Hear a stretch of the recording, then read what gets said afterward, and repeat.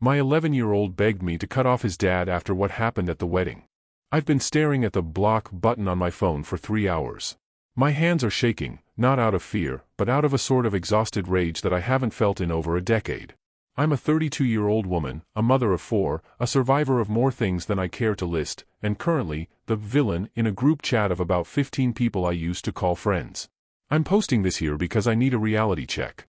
I need to know if the history I've lived through is clouding my judgment, or if I'm finally doing what I should have done years ago. Am I the asshole for letting my 11-year-old son decide he is done with his biological father? To understand why I am so protective, and why the jealous ex narrative hits me so hard, you have to know what I've been through. At 19, I was a different person. I had just joined the military, looking for a way out of my small town. I met a man, got married quickly, and within 6 months, I was living in a horror movie. He was mentally and physically abusive. I'm talking hospitalized with a concussion abusive. My command eventually stepped in and helped me get out when I was 21, but the damage was done. I felt so much shame. I felt like a failure. I turned to alcohol to stop the memories of his hands around my throat. During one of the darkest nights of my life, I was sexually assaulted. That assault resulted in my first child, my daughter. She was the light that pulled me out of the bottle. I've been sober for 13 years now. She is 12, and she is my hero. After she was born, I met my ex, my son's biodad. I thought he was different. He was charming, he seemed to love my daughter, and for a while, we were okay. Then I got pregnant with our son. Shortly after he was born, I found out my ex was cheating. Not just a one-time mistake, a full-blown double life. He gave me an STD while I was still recovering from childbirth. I ended things immediately. I eventually met my current husband. He is the man I dreamed of. He adopted my daughter, he treats my son like his own flesh and blood, and we have 2 younger kids together. We have a happy, blended home. My husband and my 11-year-old son are inseparable. They build models together, they talk about school, they have a bond that I always hoped my son would have with his biodad. For 10 years, I tried to be the cool co-parent. No court orders.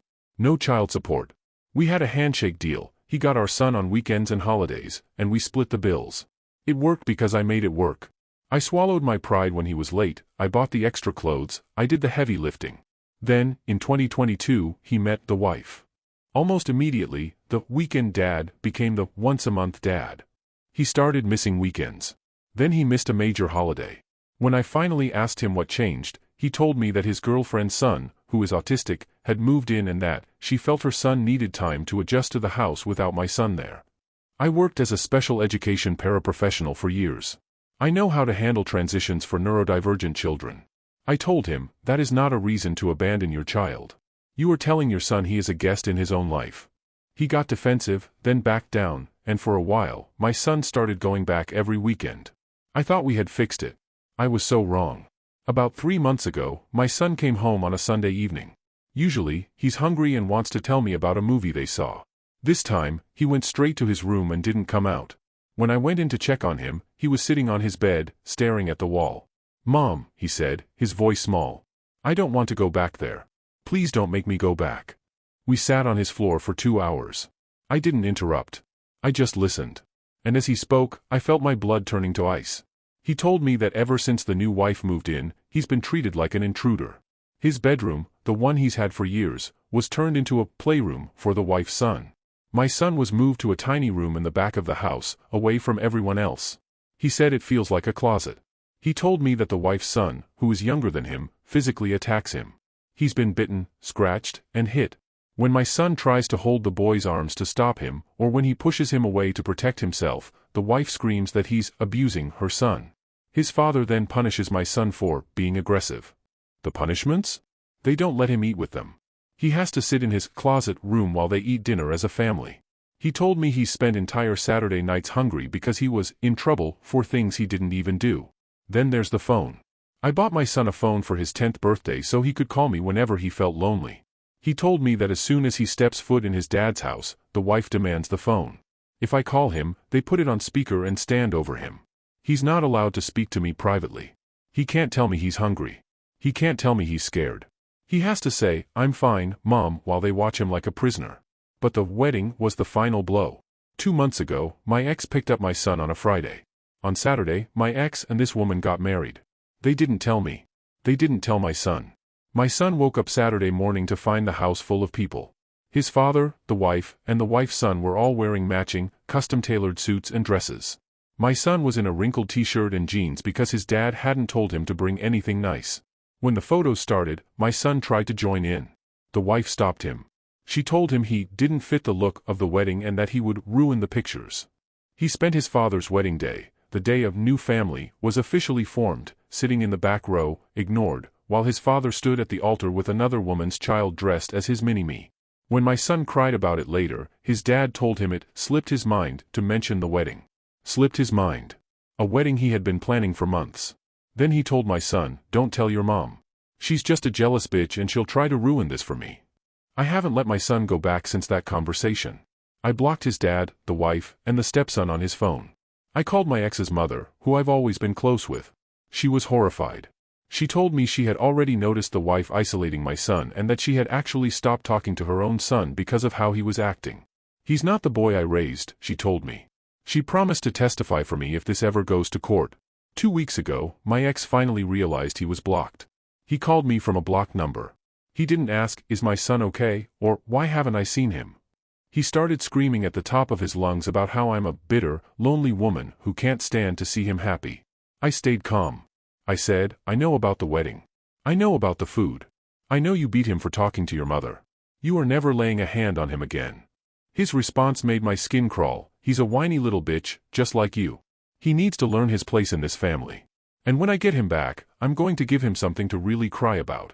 I'll beat his ass until he learns to keep his mouth shut." I hung up. I have a recording of the last part of that call. The mutual friends are the ones getting to me. I've had people I've known for years message me saying I'm alienating a father from his son. They say that every boy needs his bio dad and that my son is at an age where he's prone to exaggerating. They tell me I'm being dramatic because I don't have photos of bruises. They say that discipline is a father's right and that I'm just trying to get back at my ex because he moved on and I haven't, even though I've been married for years. They call me jealous. Jealous of what? A man who cheats? A man who forgets his own son's existence for a matching outfit photo op? My husband is fully supportive. He's already talked to a lawyer, and we are preparing to file for full legal and physical custody. We have the grandmother's statement, the recording, and 13 years of my sobriety and stable home life to back us up. But I feel like I'm losing my mind. Am I the asshole for making this choice for him? My son is 11. He's old enough to know when he's not loved, right? I see the way he looks at my husband, with trust, and then I think about him sitting in that back room at his dad's house, hungry and ignored. I'm never letting him go back. I don't care what the friends say. But I need to know, am I blowing this out of proportion? Is "a boy needs his father" true even when that father is a monster in a matching suit? Update. About a week after I made my original post, I spent several nights reading through the responses. A lot of people said the same thing in different ways: stop handling this informally and put everything on record. Up until that point I had avoided court because I wanted to keep things peaceful for my son. I thought a cooperative arrangement would make life easier for everyone. That approach stopped making sense once the threat started. My husband and I contacted a family lawyer who specializes in custody cases. I brought every piece of documentation I had. That included the recording of the phone call where my ex threatened to beat our son, screenshots of messages, a written statement from his grandmother, and a timeline of events my son had described.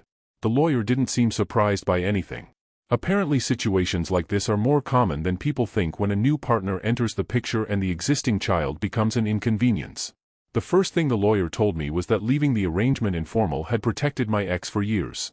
Without a court order, he had been able to drift in and out of parenting responsibilities whenever it suited him. The second thing the lawyer recommended was filing immediately for formal custody and requesting supervised contact until the court reviewed everything. They also advised filing a report with Child Protective Services based on the allegations of neglect and physical punishment. None of that was easy to do. Filing paperwork against someone you once trusted feels strange even when you know it's necessary. Still, I followed the advice. Within a few weeks the case was officially opened. That's when the situation escalated. My ex found out about the filing almost immediately after he was served with the paperwork. The reaction was predictable but still unpleasant. The first few days brought a flood of messages from unknown numbers accusing me of destroying a family. Some came from people I hadn't spoken to in years. Others were mutual acquaintances who had apparently heard his version of events before hearing mine. A few messages were just insults. Others were attempts to pressure me into dropping the case. One person told me I was going to regret dragging a good father through court. Another claimed I was poisoning my son's mind. None of those people had been present during the phone call where my ex threatened violence, but they were confident enough to give opinions anyway. My husband handled most of the responses by telling me to ignore them. The lawyer said the same thing. Every message was saved and documented in case it became relevant later. Then the harassment shifted from messages to more public behavior. About a month after filing, my ex began showing up near my workplace. He never approached me directly, but he would sit in his truck in the parking lot for long periods of time. The grocery store manager noticed it before I did and asked if everything was okay. Once the situation was explained, the store told him he wasn't allowed on the property anymore. That didn't stop him from parking across the street and staring toward the entrance whenever I worked evening shifts. We reported that behavior to our lawyer, who added it to the growing record connected to the case. The next step in the process involved interviews with a court-appointed evaluator. My son had to speak with them privately. The evaluator also spoke with me, my husband, and eventually my ex. Those conversations took place over several weeks. During that period my son continued going to school and living his normal routine at home. My husband stayed involved with homework, sports practice, and all the usual daily activities. On the surface life looked the same as before. The only real difference was the constant presence of legal paperwork and scheduled meetings. My son handled the interviews better than I expected. The evaluator asked detailed questions about his experiences during visits with his father. He described the isolation in the house, the fights with the other child, and the punishments he had received. He also described the wedding incident and how he had been excluded from the photos. Those details were consistent with what he had told me earlier. At the same time, CPS conducted their own investigation based on the report we filed.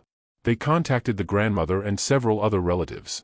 The grandmother cooperated fully and provided her own account of what she had observed over the past couple of years. According to her, the atmosphere in my ex's house had changed drastically once his new wife moved in. Visits between her and my son became limited. She said the wife often refused to let the boy stay overnight at her house anymore, claiming it would disrupt the household routine. Over time the grandmother started seeing my son less and less, which eventually caused tension between her and her own son. Those statements became part of the official record. Meanwhile my ex tried to frame the situation as parental alienation. His lawyer argued that I was manipulating my son and exaggerating normal household discipline. That argument lasted for months as both sides presented evidence and responded to each other's claims. The process moved slowly. Court hearings were scheduled weeks apart. Every stage required new documentation or testimony. It felt like the case stretched endlessly even though each step had a specific purpose. During that year my ex continued contacting mutual acquaintances in an effort to sway public opinion.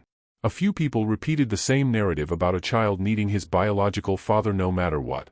Others gradually stopped commenting once they realized the case involved far more detail than rumors suggested. Some friendships faded entirely. That part was disappointing but not surprising.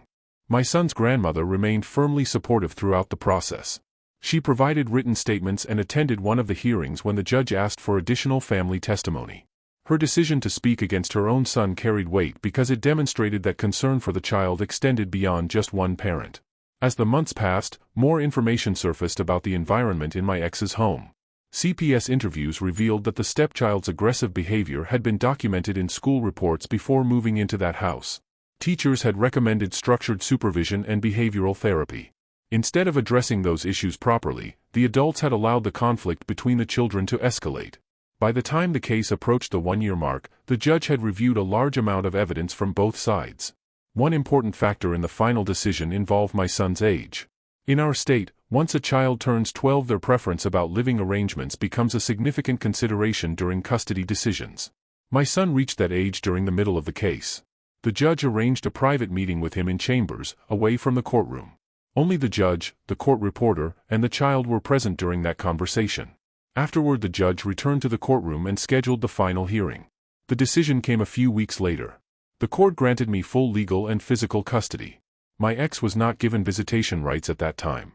Instead, the court allowed for limited phone contact under specific conditions, with the possibility of reviewing visitation in the future if certain requirements were met. Those requirements included completing parenting classes and cooperating with CPS recommendations regarding household supervision. Until those steps were completed and verified, visits would not occur. The ruling effectively ended the year-long dispute. My ex reacted exactly the way everyone expected. He accused the system of bias and claimed the court had been misled.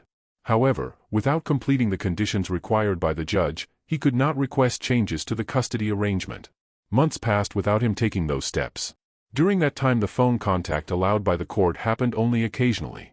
Some weeks my son received a brief call. Other weeks nothing happened at all. The conversations were short and monitored according to the court's guidelines. No in-person visits occurred.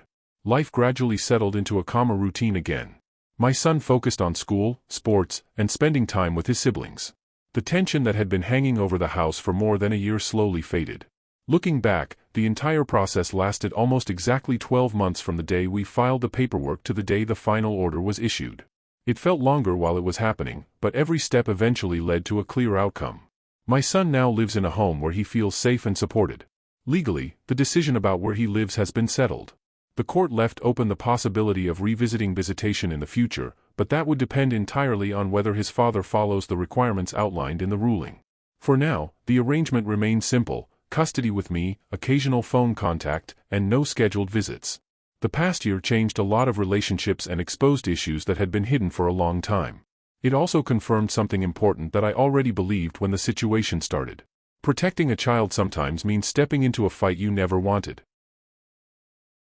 Thanks for watching. Don't forget to like, share, and subscribe to Daily Tales Update for more such stories.